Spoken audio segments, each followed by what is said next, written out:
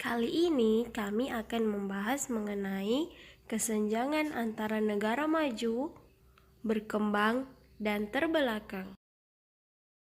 Yang pertama adalah negara maju. Negara maju merupakan negara yang sudah memiliki teknologi tinggi dan tingkat ekonomi yang sudah merata.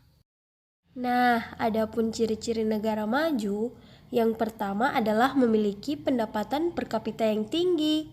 Kemudian yang kedua adalah keamanannya sudah terjamin. Lalu yang ketiga, kecilnya angka pengangguran. Yang keempat, menguasai iptek. Dan yang terakhir adalah tingkat ekspor lebih tinggi dibandingkan dengan impor.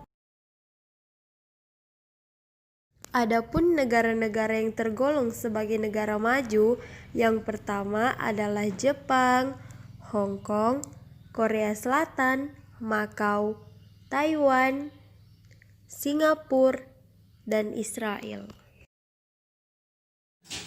Negara berkembang adalah negara yang tingkat kesejahteraan penduduknya masih dalam taraf menengah atau sudah berkembang.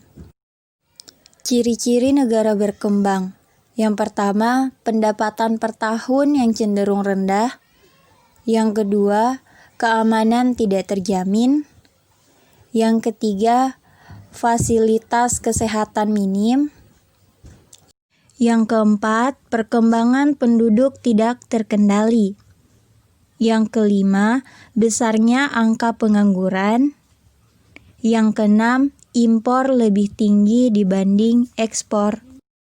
Daftar negara berkembang di dunia. Yang pertama Filipina, kedua Malaysia, 3 Tajikistan, 4 Bangladesh, 5 India, 6 Lebanon, dan yang terakhir Suriah.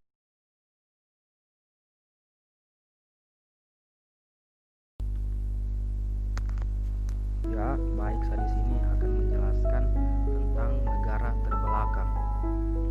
Negara terbelakang adalah negara tidak mampu berdiri sendiri karena tidak memiliki sistem ekonomi yang dapat memenuhi dan menstabilkan tingkat perekonomian negaranya, sehingga dapat mempengaruhi keadaan kehidupan masyarakat di negaranya. Selain itu, negara terbelakang memiliki tingkat kemiskinan yang tinggi dan terjadi hampir di seluruh wilayah negaranya.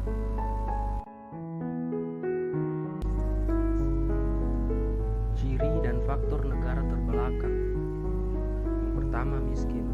Negara terbelakang adalah negara yang dicekam kemiskinan seperti tercermin di dalam pendapatan per kapita yang rendah. Pendapatan per kapita yang rendah ini lebih jauh tercermin pula dalam standar kehidupan layaknya yang rendah. Di negara seperti ini, makanan adalah jenis konsumsi utama dan sekitar 75% dari pendapatan dibelanjakan untuk makanan, dibandingkan dengan hanya 20% di negara maju. Kedua, pertanian mata pencaharian utama. Di negara terbelakang, 2/3 atau lebih penduduk tinggal di daerah pedesaan, dan mata pencaharian utama adalah pertanian. Pertanian sebagai mata pencaharian pokok kebanyakan tidak bersifat produktif, sebab dilakukan dengan cara kuno dan dengan metode produksi usang serta ketinggalan zaman. Negara-negara terbelakang mengkhususkan diri pada produksi bahan mentah dan pangan. Namun, sebagian lain ada juga mengkhususkan diri pada produksi primer seperti barang tambang.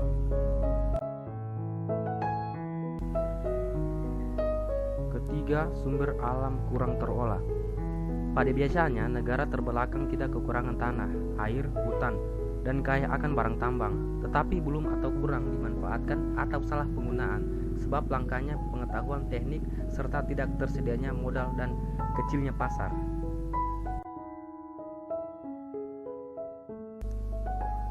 Keempat, pengangguran tertinggi. Pengangguran di kota membengkak seiring dengan urbanisasi dan meningkatnya pendidikan. Akan tetapi, sektor industri tidak berkembang sejalan dengan pertumbuhan tenaga kerja, sehingga memperbesar pengangguran. Di samping itu, ada pula pengangguran yang berpendidikan. Mereka gagal mendapatkan pekerjaan sebab tegarnya struktur dan tiadanya perencanaan tenaga kerja. 5. Keterbelakangan ekonomi. Di semua negara terbelakang dicirikan secara khusus oleh keterbelakangan ekonomi. berupa efisiensi tenaga kerja yang rendah, berbagai faktor yang tidak tersedia dan tidak berjalan dengan semestinya.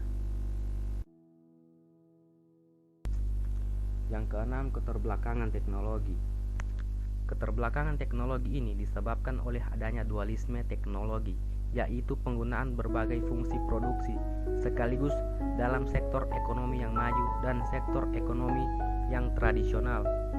Keberadaan dualisme seperti ini memperberat persoalan pengangguran struktural dan teknologis di sektor industri dan pengangguran tersembunyi di sektor pedesaan. Negara terbelakang juga ditandai oleh adanya ketidakseimbangan struktural pada tingkat faktor-faktor. Ketidakseimbangan ini membawa kepada pengangguran teknologis. Pengangguran teknologis timbul sebab kekeliruan alokasi sumber, struktural, permintaan dan kendala-kendala teknologis.